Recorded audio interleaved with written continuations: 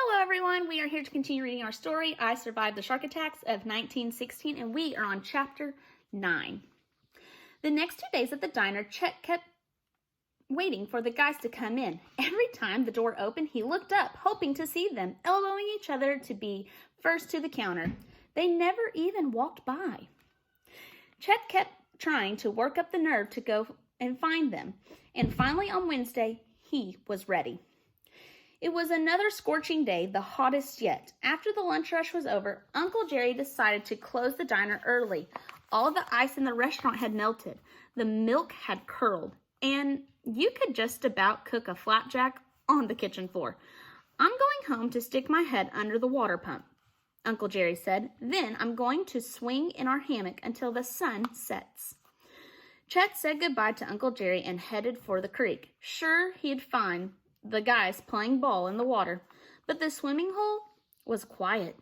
Chet realized that they were still at the factory. Their shifts wouldn't be over for an hour. While he was waiting, he noticed that there were still splotches of ketchup on the dock. It looked even more like blood now, like evidence of a gruesome crime. He decided to try to clean them before the guys got here to erase all reminders of his prank.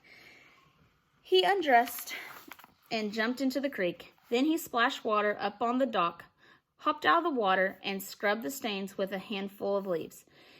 It took 3 rounds of splashing and scrubbing to clean it up. By then, Chet was so hot that he decided to take a longer swim. It was peaceful here without everyone splashing and shouting. He floated on his back under the trees, remembering how his papa had taught him to swim in the Mississippi, how Mama had sat on the banks, waving and clapping. He had turned to swim back to the dock when, crash, he hit something under the water, or something hit him. Hit him so hard in the chest he couldn't breathe. What was that? An old dock plank? A snapping turtle? Had Sid sneaked up on him and smacked him? The water around him looked funny, like it was filled with red smoke. Chet looked down in shock. His entire chest was scraped and oozing blood. What could have done that to him? A cold terror rose up inside him. He had suddenly had the feeling that someone or something was nearby, watching him. Then he saw it, a gray fin. It glistened in the bright sun as it glided slowly towards him. He had to be seeing things. Or could this be another prank? Were the guys getting him back? But no, this was no tile. As it got closer, Chet could see the dark shape of an enormous fish, bigger than him, even bigger than Uncle Jerry. 2 black eyes peered up through the water. Chet's heart stopped. Killer eyes. Chet took off towards the shore, pounding through the water, kicking with all of his might. Finally, his feet touched the bottom. He was running now, his heart hammering, a voice booming through his mind. Get out of the water! Get out of the water! Get out of the water! Almost there, just a few more steps. He dove forward, landing hard in the dirt.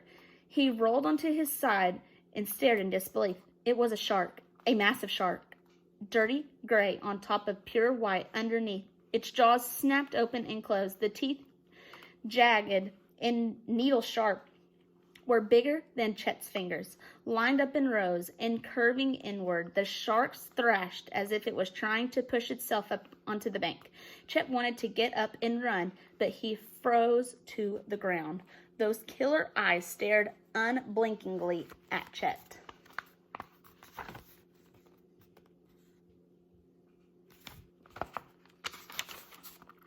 And then, with a flick of its tail, the shark thrust itself backwards into the water. It hovered for a second on the surface. Then with a whoosh of its tail, it disappeared back down the creek. Chapter 10. Chet rose to his knees and threw up. When he could stand, he staggered over to his clothes. His hands were shaking so badly that he could barely button his shirt. He shoved his feet into his boots, not even trying to lace them, and then on wobbly legs, his blood pounding in his ears. He ran up the hill and found his way to Main Street. He pushed past the ladies with their shopping baskets. He crossed the street, ignoring the honking motor cars that swerved around him. A man in a buggy shouted at him to watch out. The horse whinnied. Chet barely noticed. He staggered into Mr. Colton's hardware store, tripping across the doorway and knocking over a display of watering cans. The clattering brought 3 customers to the front of the store. Mr. Colton hurried out from behind the counter. "Chet," he said wordily, "what's wrong?" Chet opened his mouth, but he couldn't speak. "What happened?" Mr. Colton said. "Why is your shirt covered with blood? Are you bleeding? Who did this to you?" A small group of customers clustered around him, their eyes filled with concern. Finally, Chet got the words out. "A shark!" "What?" Mr. Colton said. A shark," Chet repeated. "Has there been another shark attack on the shores?" Mr. Colton said. "I didn't see anything in the paper." Chet shook his head. "There's a shark in the creek," he said. "I saw it. It crashed into me." The crowd erupted into loud laughter. Mr. Colton offered a sympathetic smile and a hand on his shoulder. "It's the heat, my boy. It's driving us all a little mad." He asked one of the customers to go into the back and bring Chet a drink. He led Chet through the laughing crowd and sat him on the stool behind the counter. A man handed Chet a tin mug of water. "Take a drink, son," Mr. Colton said. But Chet pushed it away, and the water splashed onto a pile of seed catalogs. "We have to warn people." But Mr. Colton just shook his head like Chet was a little kid who was sure he had just seen a unicorn galloping down the sidewalk. There's so much garbage floating in that creek," Mr. Colton said. "It could have been a plank from the dock, or a barrel, or a—" "No," Chet said. "It was a shark." "I think maybe all those pranks are getting to you," Mr. Colton said. Chet knew that he must sound crazy, that he could spend all day swearing that he had seen a shark. Nobody would believe him. Why would they? A shark in a creek? It was impossible, except that Chet had seen it with his own eyes. If he had been a step slower, he'd probably be dead right now. Another name in the newspaper. "It was all right, son," Mr. Colton said. "How about I call Dr. J, and he'll give you a ride home?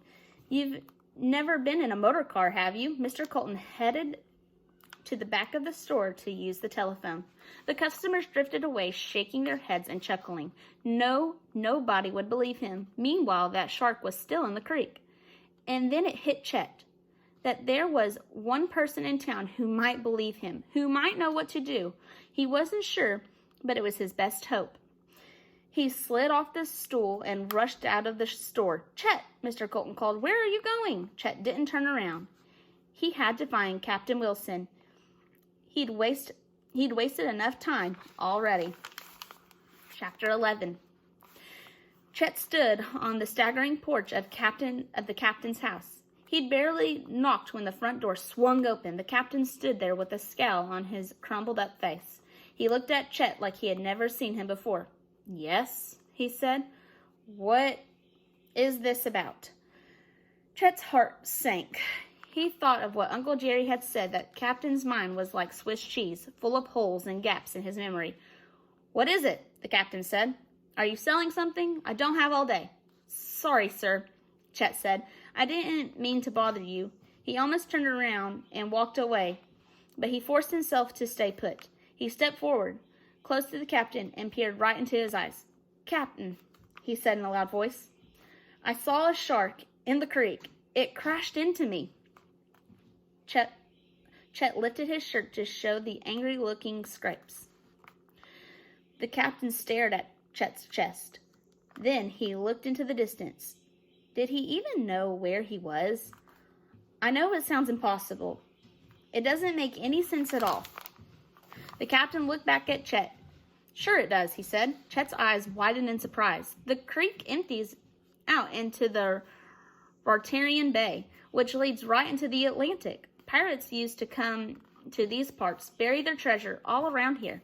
The captain's eyes kept getting brighter. "If the tides are high and the currents are strong, a shark could get swept right into the creek." "Of course it could." "I saw it, Captain," Chet said, more confident now. "It was huge, and its eyes, just like you said." "Killer eyes," the captain muttered. Chet nodded. "Why are you standing here, son?" the captain scolded. "We need to warn the people." I'm getting my boat. You get down to that swimming hole. You tell people what you saw.